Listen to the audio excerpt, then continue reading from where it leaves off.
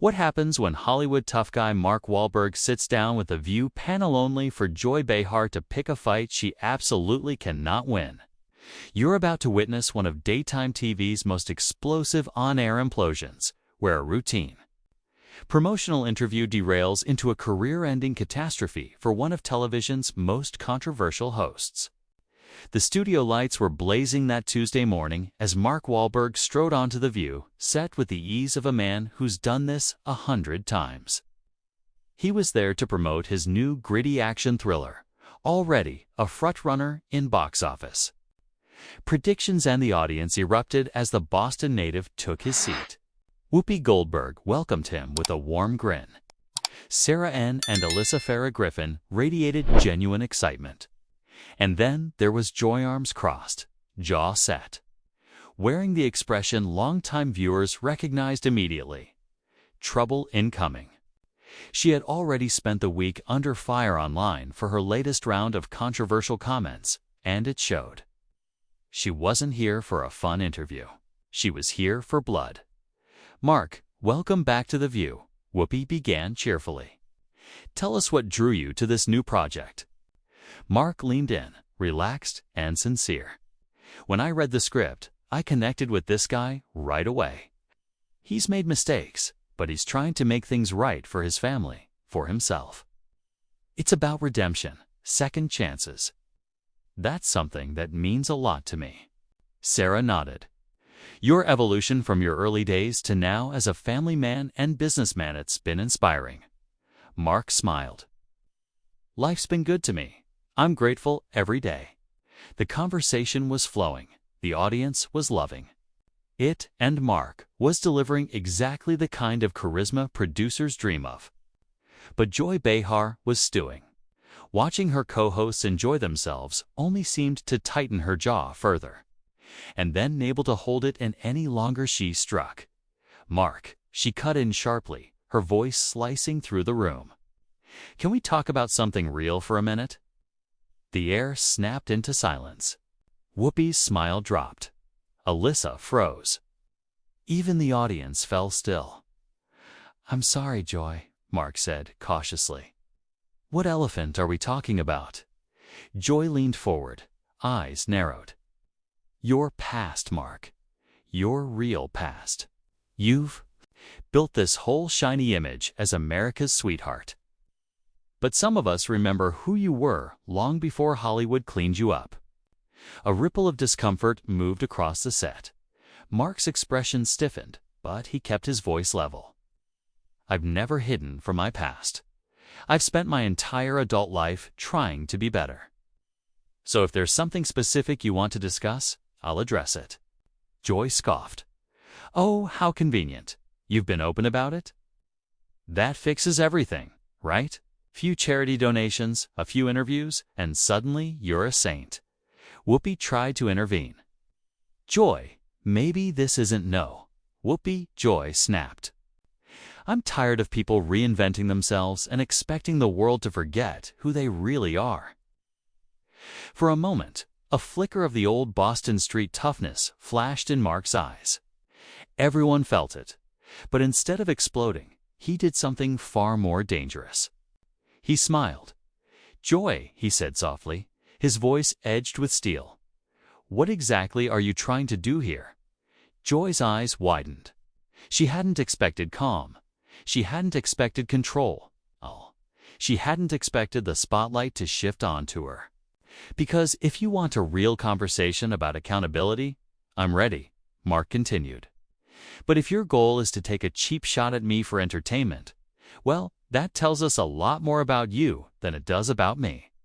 A flush crept up Joy's neck. She had counted on him losing his temper or backpedaling anything she could use. Instead, it cornered her. "Don't you dare lecture me," she snapped, her voice shaking with anger. "I've been in this business longer than you've been relevant. I know a fake redemption arc when I see one." The studio crackled with tension. Like static just before lightning strikes, the meltdown had begun. Even the camera operators had stopped pretending to be neutral.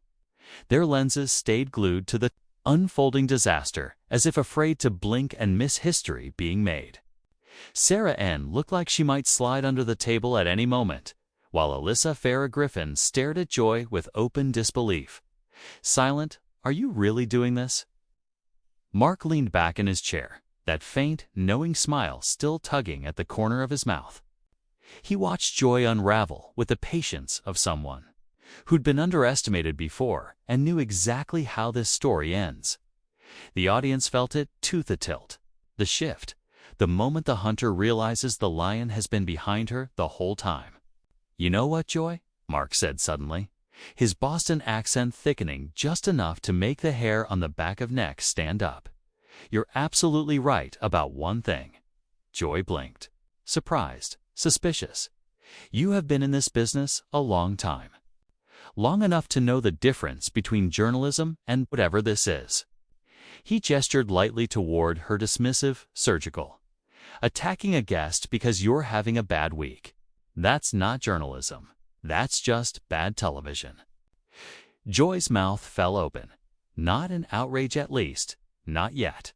In disbelief. Mark Wahlberg had just slapped the table without raising his voice. Excuse me? She sputtered. Personal issues? Ha, I'm doing my job. I'm asking the tough questions. Are you? Mark said, his tone rising a fraction. Because from where I'm sitting, it looks like you came in with an agenda that has nothing to do with my movie, my work, or anything the audience actually cares about. It feels personal, Joy. Very personal.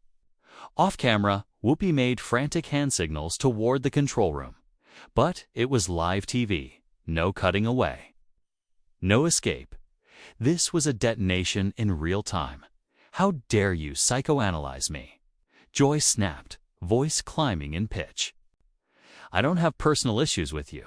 I have professional concerns about this network, constantly giving platforms to people who don't deserve them. Mark arched an eyebrow. Who don't deserve them? Based on what's your personal criteria? Audience doesn't know what they need to know, Joy declared, leaning back like a queen delivering an edict. That's our job, to educate them, to show them the truth behind the Hollywood facade. Mark laughed, not joyfully, not mockingly. Coldly, you want to talk about truth? Fine. The truth is, you've spent the last 5 minutes trying to humiliate me for reasons you won't even say out loud. You're using your seat on this show to settle a score no one else even knows exists. Sarah finally worked up the courage to intervene.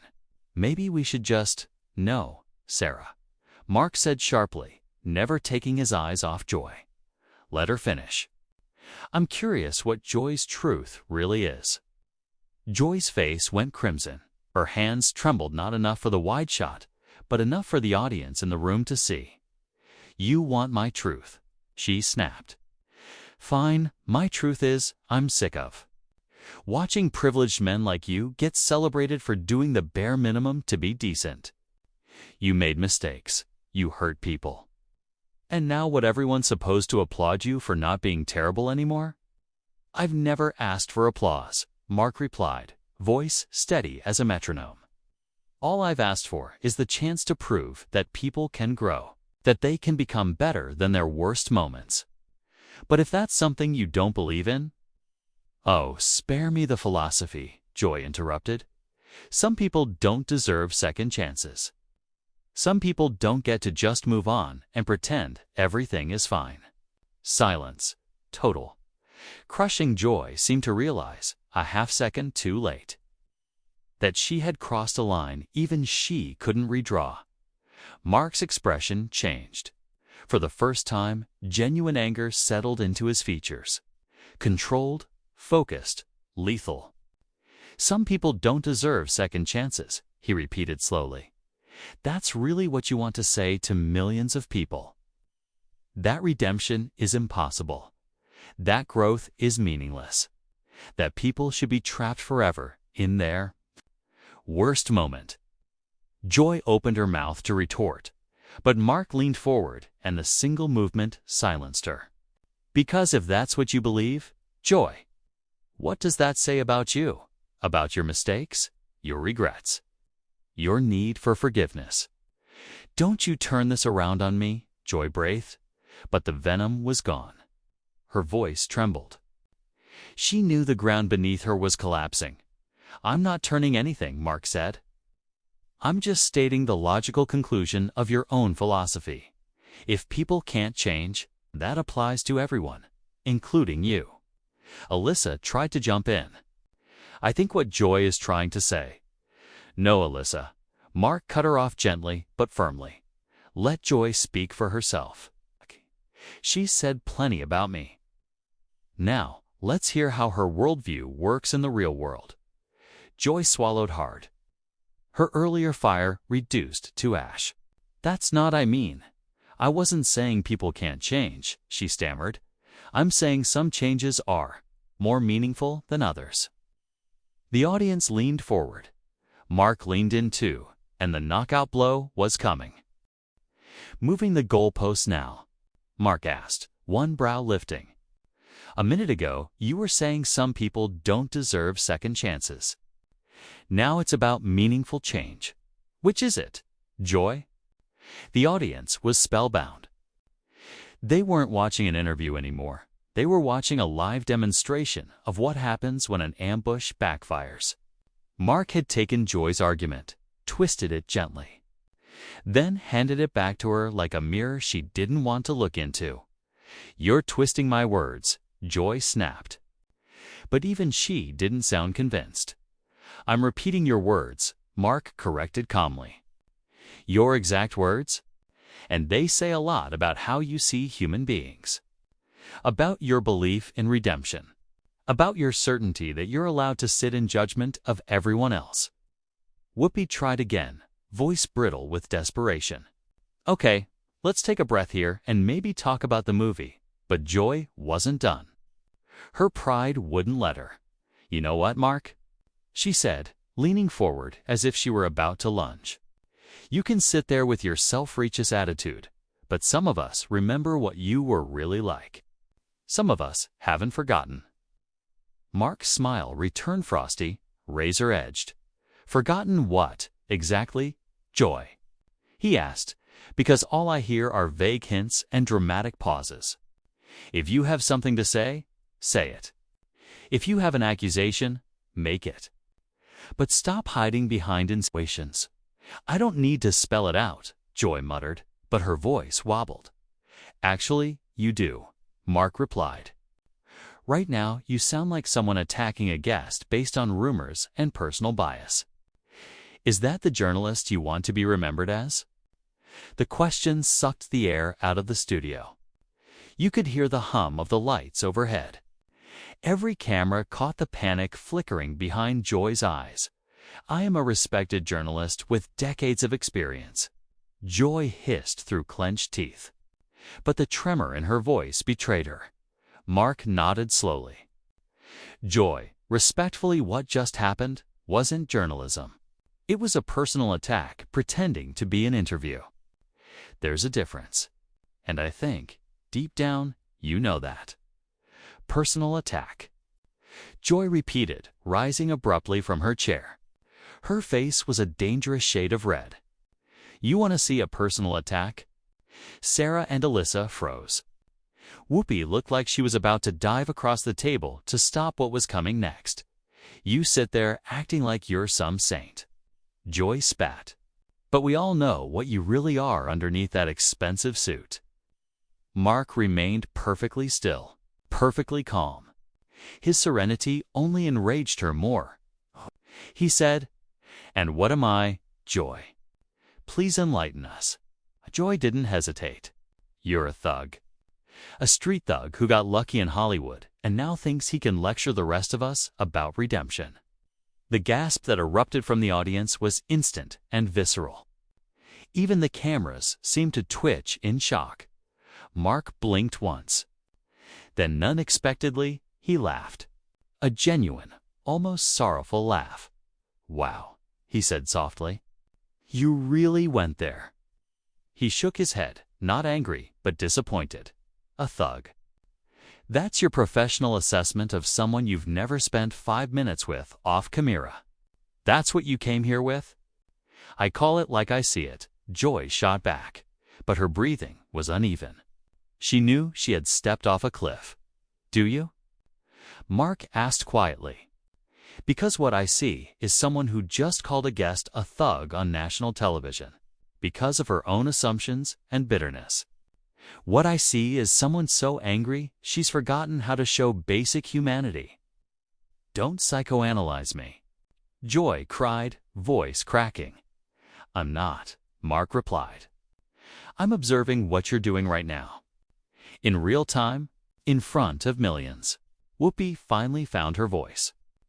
Joy, I think you should sit down and we can know. Joy exploded, whipping around on her co-host. I'm done. I'm sick of pretending people like him deserve our respect. I'm sick of this show. I'm sick of this network. And I'm sick of smiling and being polite to people who don't deserve it.